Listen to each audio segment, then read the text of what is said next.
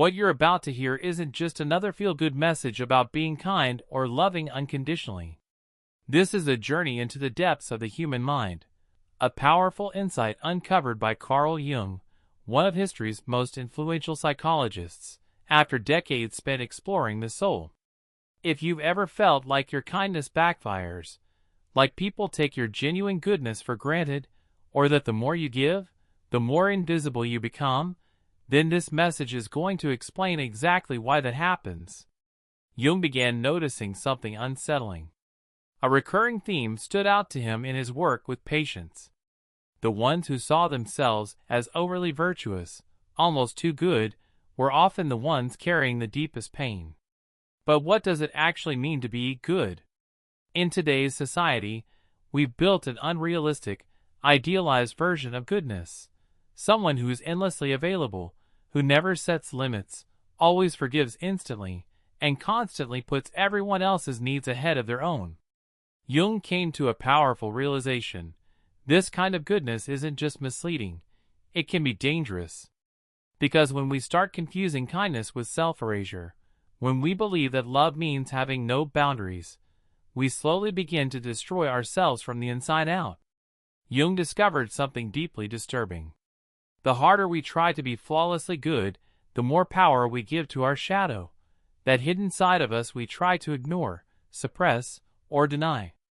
It's like trying to hold a beach ball underwater. The more force you use to keep it down, the more fiercely it pushes back to the surface. Imagine your kindness as a radiant light. We're taught that in order to keep that light glowing, we have to shut off everything else, our anger, our personal needs, our boundaries. But Jung saw through this illusion. He understood that genuine kindness doesn't come from pretending those parts of us don't exist. Real kindness is born when we acknowledge and accept every piece of ourselves, even the parts we've been told to hide. How many times have you felt that quiet voice inside whispering, "That's enough," only to push it down because you believed a good person shouldn't think like that? How often have you swallowed your anger, your frustration, or your sadness, thinking those emotions make you unworthy or flawed? The truth is, every time you turn your back on these parts of yourself, you're not becoming more noble, you're becoming more fractured. But don't misunderstand this message. It's not telling you to abandon kindness. Not at all. This message isn't asking you to abandon kindness. It's inviting you to rise above the naivety of surface-level goodness and evolve into something deeper, more powerful, and far more authentic. Because real kindness doesn't mean living without darkness. It means learning how to embrace and integrate every part of ourselves into a complete, unified whole. What you're about to discover may shake the very foundation of what you've always believed about being good. It might challenge your understanding of love, sacrifice, and what it really means to be true to yourself. But if you're willing to listen, really listen, and question the old stories you've carried for so long, you might uncover a truth that doesn't limit you, it liberates you. Because real kindness? It doesn't make you weaker, it makes you stronger. It doesn't empty you, it nourishes you. It doesn't shrink who you are. It brings you back to your full self. This is the raw, often unsettling wisdom Carl Jung left us. To be genuinely good, we must first become genuinely whole. And that wholeness starts with the courage to face the parts of ourselves we've spent a lifetime running from. When Jung spoke of the shadow, he wasn't being poetic or vague. He was referring to a very real and powerful psychological force, something every human being carries within. It's the place where we stuff away the traits we're told are unacceptable, our anger, our desires, our boundaries, our basic need to be acknowledged and respected. For those who see themselves as naturally kind, the shadow feels like forbidden territory. Their identity revolves around being the light, the helper, the reliable one, the person who never lets anyone down. So the very idea of having a dark side can feel terrifying, like admitting it would unravel everything they believe about who they are. But here's the truth, refusing to face that darkness comes at a steep price. When we deny the shadow, When we act like it doesn't exist, it doesn't go away. It grows stronger, more volatile, more out of control. It's like trying to hold back a river with your bare hands. Sooner or later, it will break through. And eventually, it breaks through.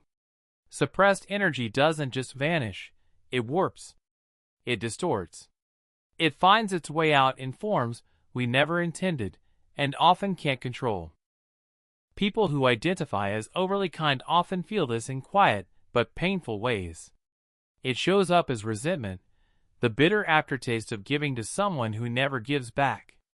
It surfaces as simmering anger when others cross boundaries you never voiced, but always expected them to honor. And sometimes, it becomes a heavy sadness, the kind that settles in when you realize your own needs have been invisible for far too long. Here's the paradox Jung uncovered. The more we chase this image of flawless goodness, the more exposed we become to the very darkness we try to avoid. Deny your anger, and it turns into passive aggression. Suppress your craving for recognition, and you start using guilt or subtle manipulation to get it. Pretend you don't need anything from anyone, and you unconsciously begin draining others emotionally just to fill that inner void. But here's the thing, according to Jung, the shadow isn't something to fight. It's not our enemy. The shadow isn't something to fear. It's a vital part of who we are. It doesn't just carry our flaws and darker impulses. It also holds our untapped strength, the power to set boundaries, to speak up, to protect ourselves when it truly matters. When we push the shadow away, we don't just lose our darkness. We lose a piece of our light, too. Picture someone who's spent their entire life being the good one. They were raised to believe that anger is wrong, that saying no is selfish, and that their needs should always come last. So they don't just bury their anger, they bury their inner strength. They lose the voice that says, enough. They give up the right to take up space. What started as kindness slowly turns into a prison, one they built themselves. And Jung saw this clearly. That isn't true kindness. It's fear wearing a mask. Fear of upsetting others. Fear of confrontation. Fear of not being worthy unless you're always pleasing, always perfect. Real kindness isn't about avoiding anger or pretending we don't need boundaries. Truly kind people aren't those who suppress parts of themselves. They're the ones who've learned to integrate all of who they are into a unified whole. When we acknowledge and embrace the shadow, it stops being a threat and becomes a deep well of strength. Think of it like a dark, overgrown garden. If we're brave enough to step inside, we'll discover more than just fear. We'll uncover our buried power, our courage, and the pieces of ourselves we didn't know we needed. This is where naive kindness begins to evolve into conscious wisdom. For Jung, the real path of spiritual growth wasn't about trying to erase the shadow. It was about learning how to move with it. To understand that feeling anger can be just as sacred as feeling love. That setting boundaries is just as meaningful as being generous. And that the need to be seen is just as human and valid as the instinct to give. This is where the journey toward real, empowered kindness begins, by realizing that your shadow isn't your enemy.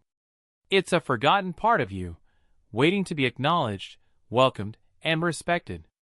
And when you finally find the courage to look your shadow in the eye, you may realize something surprising, that what you feared the most might be exactly what you needed to feel whole. Because blind kindness, the kind that ignores your own needs, always comes with a price. And that price isn't just emotional burnout. It's missed opportunities, unbalanced relationships, and a life that never quite feels fully lived.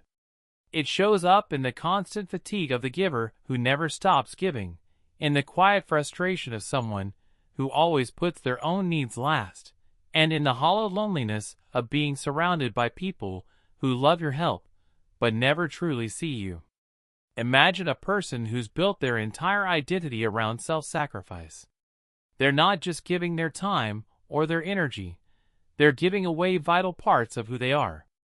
Every time they push their own needs aside to please someone else, Every time they silence their voice just to avoid conflict, every time they say, yes, while everything inside them is screaming, no, they're giving away pieces of their soul, one fragment at a time.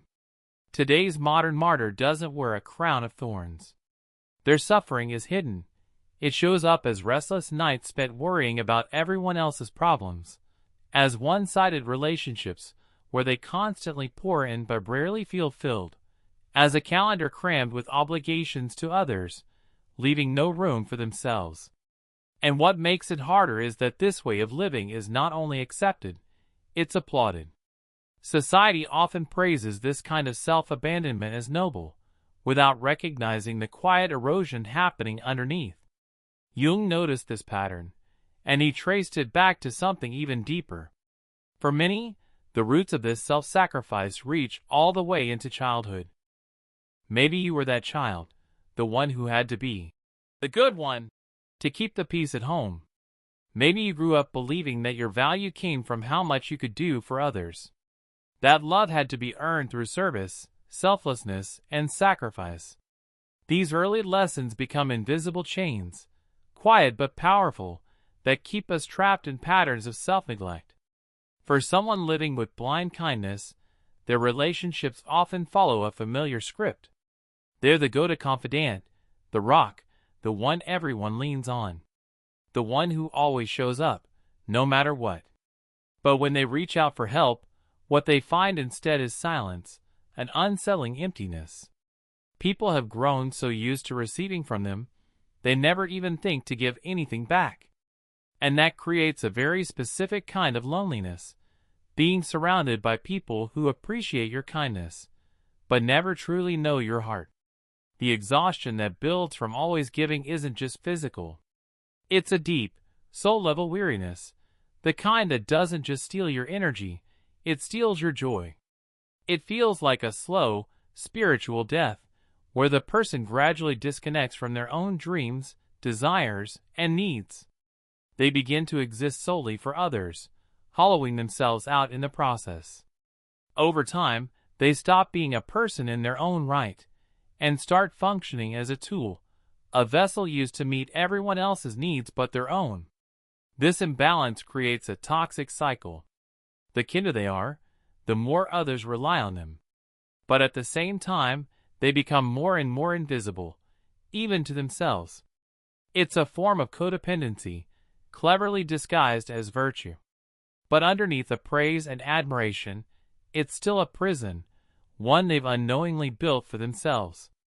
They stop being seen as a human being, and start being treated like a resource. And here's the heartbreaking irony. This kind of relentless kindness doesn't just harm the one offering it. It also hurts the people it's meant to help.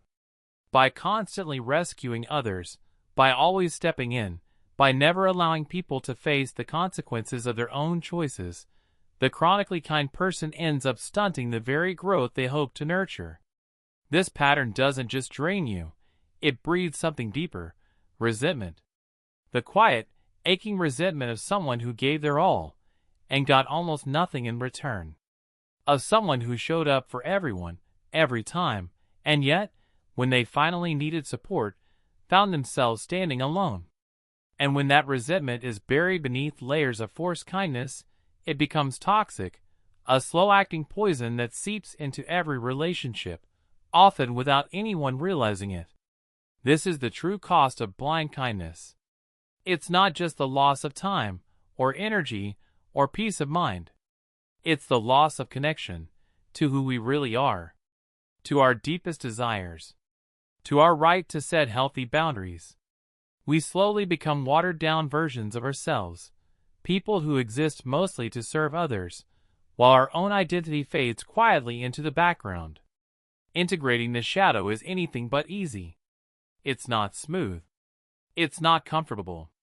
It's a path that requires real courage, raw honesty, and the willingness to face the very parts of ourselves we've spent years trying to avoid. It's like switching on a light in a room that's been dark for far too long. At first, what we see might shock us, the dust, the clutter, the chaos. But only when we see things clearly can we begin to clean it up, make sense of it, and truly transform. That transformation begins with a simple but difficult truth. Our excessive kindness has often been a way of avoiding discomfort. We avoid conflict. We avoid upsetting others. We fear rejection. We dread being judged or misunderstood. And beneath every act of chronic overgiving is a deeper fear. The fear that who we really are might not be lovable enough. True transformation takes a special kind of bravery. The kind that allows us to disappoint people who have grown used to our constant, unquestioning support. It's like tearing up an unspoken contract we've quietly honored for years. A contract that said, "I'll always be available, no matter the cost to myself." The old, unspoken agreement went something like this. "I'll be everything you need, and in return you'll love me." But the new agreement, the one forged through self-awareness, says, "I'll be true to myself, even if it means I won't always make you happy." Integrating the shadow doesn't mean turning cold or becoming selfish. Far from it. It means cultivating a deeper, stronger form of kindness, one rooted in authenticity. It's the difference between a flickering candle that's easily blown out and a steady fire that offers light and warmth without burning itself away. Real integration happens when we finally understand this. The ability to say no, to draw a boundary, to stand firm, is just as sacred as the ability to give freely. And the strength that comes from this kind of wholeness is nothing like cruelty. Cruelty comes from fear, from a place of insecurity and the urge to control. But true power, the kind born from embracing your shadow, comes from self-acceptance. It's the quiet confidence of someone who knows who they are and doesn't need to diminish others to stand tall. The kind of kindness that emerges from this inner work is like a tree with deep, unshakable roots. It doesn't need to prove its worth by bending over backward or tearing others down. Its strength is quiet, steady, found in its ability to offer shade when it's right, and to hold its ground without apologizing for simply existing. Those who reach this level of integration often discover a beautiful and unexpected paradox. The more they accept their own darkness, the more authentically kind they become. They no longer give because they feel they have to, or because they're afraid not to. They give because they choose to. Their generosity comes from a place of fullness, not lack. Their compassion is rooted in inner strength, not in self-erasure. But this way of living isn't automatic. It takes a continued, conscious commitment to stay true to yourself, even when it's uncomfortable. It means understanding that feeling anger isn't a failure. It's a signal. A compass pointing to the places where our boundaries have been crossed. It means knowing that sometimes we'll need to say no, and that this no can be just as sacred, just as loving as any yes we've ever given. Integration also invites us to see the shadow not just as a hiding place for pain, but as a vault of hidden treasures. Because within the parts we've feared live some of our greatest strengths, our sharp intuition, our ability to read the truth in others, our unwavering instinct to protect what truly matters. The wise kindness born from shadow work is guided by discernment. It knows when to offer, and when to hold back, when to step forward, and when to stand still. It's not a kindness that pours out without direction. It flows with intention, with presence, and with purpose. It's a kindness that respects both the giver and the receiver, one that sees clear boundaries not as barriers, but as bridges built on mutual respect. This is what true transformation looks like, a way of moving through life with more clarity, more strength, and more heart than ever before. We're no longer the candle that burns itself down just to light someone else's path. We become the lighthouse, steady, radiant, and self-sustained, guiding others without losing ourselves in the process. Our kindness grows stronger because it's no longer driven by the need to be liked or to win approval. True shadow integration frees us to be kind not because we're afraid of being anything else, but because we choose kindness from a place of inner wholeness. It's a kindness that makes room for our strength, for our limits, for our right to say no, for our willingness to disappoint when protecting our truth requires it. At its heart, this is kindness rooted not in fear, but in authenticity, in truth, in self-respect. Carl Jung saw the creation of healthy boundaries as a cornerstone of psychological growth. But for those who built their entire identity on constant kindness, setting limits can feel like a betrayal, like they're going against who they believe they truly are. This is where ancient wisdom becomes deeply relevant. Boundaries aren't walls meant to separate or isolate us. They're sacred markers, defining where we end and where someone else begins. And learning to set them starts with one bold, life-changing realization that we have worth. Not because of what we do for others, not because of how much we give, but simply because we exist, because we are. This kind of self-recognition isn't selfish. It's not arrogance. It's one of the most honest, courageous acts we can commit to, a declaration of our intrinsic value and humanity. As we begin to truly recognize our own value, something shifts. A new way of moving through the world begins to unfold. We no longer feel the need to earn our place through constant self-sacrifice or performative goodness. We start to understand that reciprocity, the mutual give and take, isn't a luxury in relationships. It's a psychological necessity. Healthy relationships are built on balance, on flow, on giving and receiving in equal measure. And once we grasp this, it changes how we relate to others. We begin to see that when we allow people to continually cross our boundaries, we're not just hurting ourselves, we're also denying them the opportunity to grow, to learn respect, to meet us in mutual regard. Real kindness includes the courage to hold the line, to set clear, respectful boundaries. Because those boundaries don't just protect us, they also protect the dignity of the people we care about. And here's the paradox that so many discover when they finally start setting healthy boundaries. As we begin to set healthy boundaries, something remarkable happens. Our relationships may become fewer, but they grow far more meaningful. Some people may drift away when we're no longer endlessly available. And that's okay.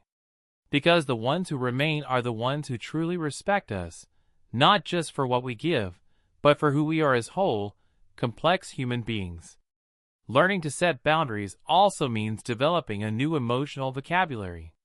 We begin to feel the difference between real guilt and guilt that's been placed on us unfairly, between what's truly our responsibility and what never should have been ours to carry.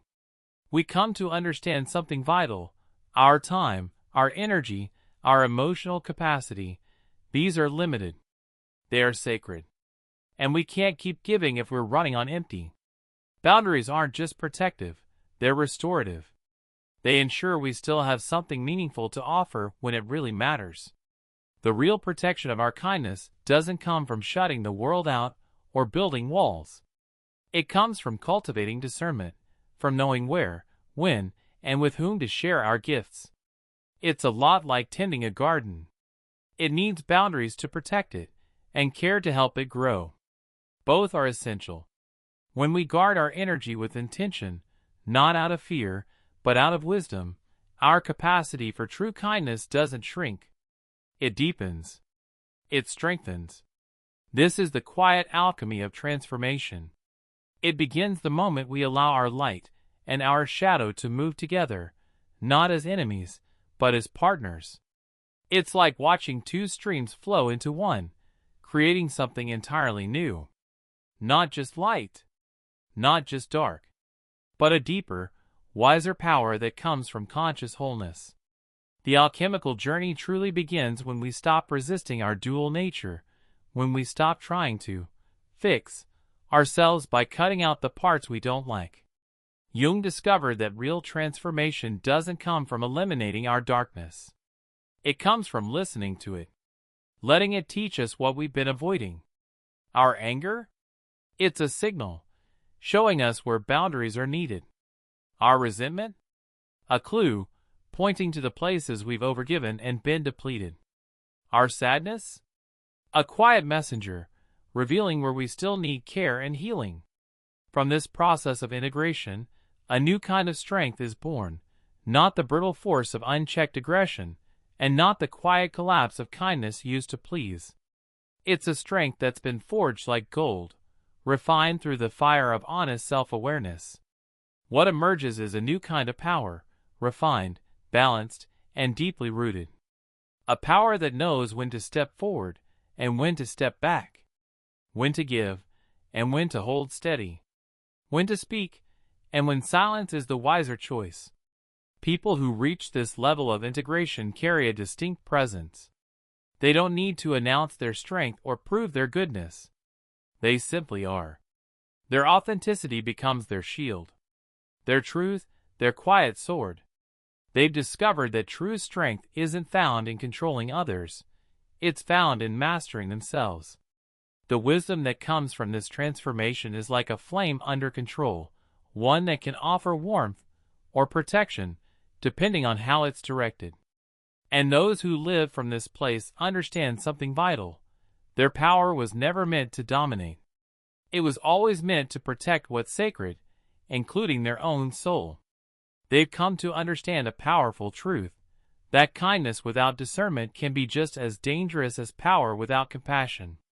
This new way of moving through the world requires constant awareness, not out of fear, but from a place of conscious, awakened presence. It's like tending a balanced garden. Some plants thrive in sunlight, others in shade.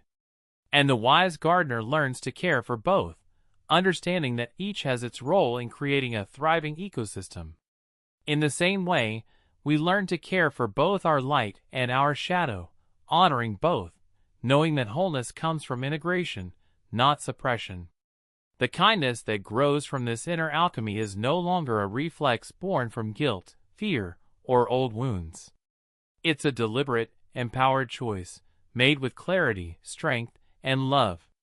It's a kindness that knows its own value, one that no longer needs to prove itself or earn its place. It can say no without guilt, and yes without resentment. It's a kindness that's made peace with its own shadow, and because of that, it doesn't fear the darkness in others. This transformation isn't a one-time event. It's not a finish line. It's an ongoing practice, a lifelong dance between light and shadow, power and compassion, giving and receiving. Each day offers us new chances to adjust that balance, to pause, to choose, to offer kindness from strength, not from fear, to wield power with awareness, not with force. And when we begin to live this way, something remarkable happens. This inner alchemy doesn't just change us. It sends ripples through the world around us.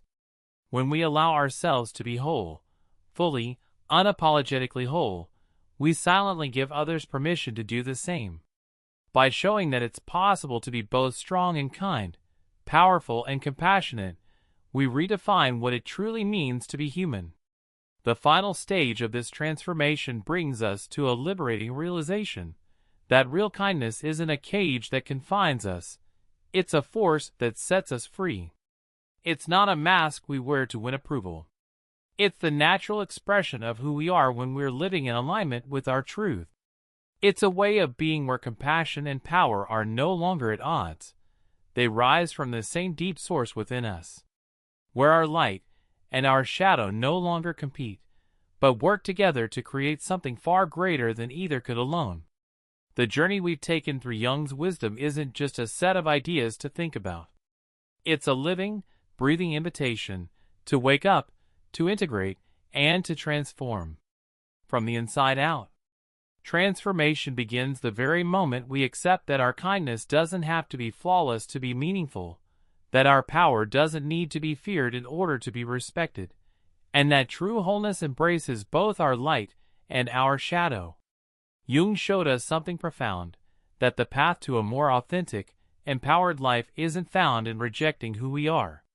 It's found in consciously embracing all of it. When we integrate the parts we've hidden, when we let our strength and our compassion stand side by side, something incredible happens. We become whole. We become grounded. We become ready to live, to love, and to shape the life we've always known we were meant to live. Now, the invitation is yours to take the next step, to turn inward and gently ask yourself, what parts of me have I denied in the name of being good? What power have I buried just to feel more accepted? What boundaries have I avoided simply because I feared disappointing someone else? This is your reminder. Your kindness has never depended on your perfection. Your worth is not measured by how much you give or how much you sacrifice.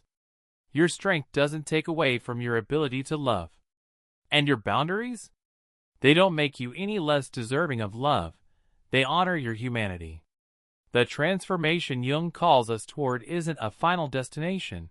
It's a lifelong journey. Each day gives us fresh opportunities to choose authenticity over approval, to choose conscious strength over weakness disguised as virtue, to choose real, grounded kindness over automatic self-sacrifice.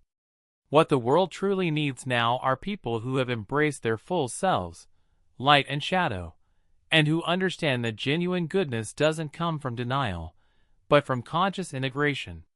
What the world needs now is wholeness. Human beings who can embody both strength and compassion, who know when to give and when to hold back, who understand that their boundaries are just as sacred as their love. As you close this message, remember this: you're not here to be perfect. You're here to be whole. And in that wholeness, in the courageous integration of every part of who you are, you'll find not just the strength to build the life you've always dreamed of, but the wisdom to live it fully, with authenticity and real power. Because the question was never, am I good enough? The real question is, are you ready to be truly powerful? Not the kind of power that dominates, but the kind that transforms. Not the power that runs from the shadow, but the kind that integrates it and channels it into something greater than yourself. If this message spoke to something inside you, don't forget to subscribe, tap the notification bell, and share it with someone who needs to hear these words.